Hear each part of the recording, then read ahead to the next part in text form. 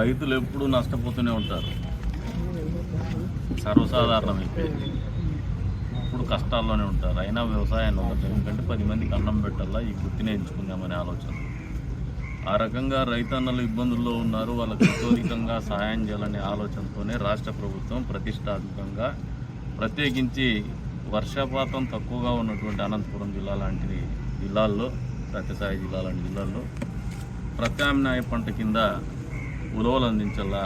తక్కువ వర్షపాతం ఉన్నా రైతుకు చేదోడు వాదోడుగా ఉంటుంది, ఏదో ఒక రకంగా ఆర్థికంగా నాకు డబ్బులు వచ్చే రకంగా ఉంటుందనే ఆలోచనతో మొదలుపెట్టినటువంటి విత్తన పంపిణీ కార్యక్రమానికి అధ్యక్షత వహించినటువంటి వ్యవసాయ అధికారులకి, అదే రంగా చేసినటువంటి రైతు సోదరులకి అందరికీ కూడా పేరు పేరు నమస్కారాలు. ఈ కార్యక్రమం ఏదైతే ఉందో, ఈ ప్రభుత్వము రాష్ట్ర ప్రభుత్వం దగ్గర డబ్బులు లేకపోయినా కష్టాల్లో ఉన్నా, ఇప్పుడే అడుగుతున్న ఏపీ సీడ్స్ కార్పొరేషన్ మీ కంపెనీ ఉందా, ఎత్తిపోయిందా అని. నాకు తెలిసి వాళ్ళు ఆల్మోస్ట్ డీఫంక్ స్టేజ్లో ఉన్నారు, 1300 కోట్ల అప్పు ఉందని చెప్తున్నారంట. ఇటువంటి పరిస్థితిలో కూడా రైతన్నని ఆదుకోవాలనే ఆలోచనతోనే ప్రత్యామ్నాయ పంటలకి విత్తన పంపిణీ కార్యక్రమానికి కూడా మళ్ళీ చేస్తూ ఉందంటే ప్రభుత్వం యొక్క చిత్తశుద్ధిని, ముఖ్యమంత్రి చంద్రబాబు నాయుడు గారి చిత్తశుద్ధిని, అదే రకంగా వ్యవసాయ శాఖ మంత్రి గారి చిత్తశుద్ధిని, ఈ ప్రభుత్వం యొక్క ఓవరాల్ కమిట్మెంట్ని, కన్సర్న్ అంటే మీ పట్ల ఉన్నటువంటి ఆలోచన విధానాన్ని రైతన్నలందరూ కూడా అర్థం చేసుకోమని చెప్పేసి కోరుతా ఉంది. ఎందుకంటే రాష్ట్రం విడిపోయిన తర్వాత వ్యవసాయం ప్రధాన వృత్తిగా ఏర్పడినటువంటి రాష్ట్రం మన రాష్ట్రం. వేరే వృత్తుల కంటే ఎక్కువ భాగము వ్యవసాయ ఆధారిత గ్రామీణ ప్రాంతాలు ఉన్నటువంటి రాష్ట్రం.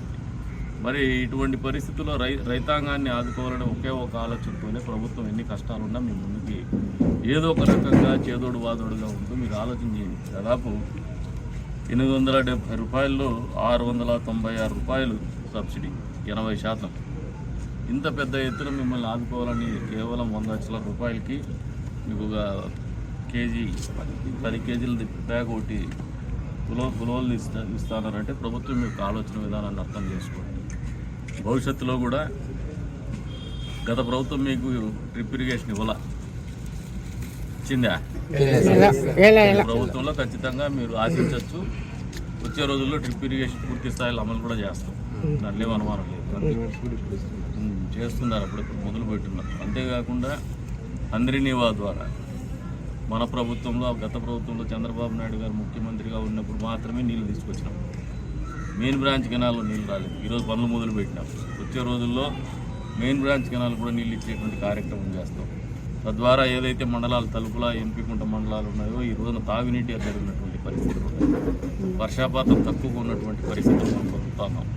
ఇటువంటి పరిస్థితులు తాగునీళ్ళు అందించడానికి మా వంతుగా స్థానికంగా ఎమ్మెల్యేగా మొన్నటి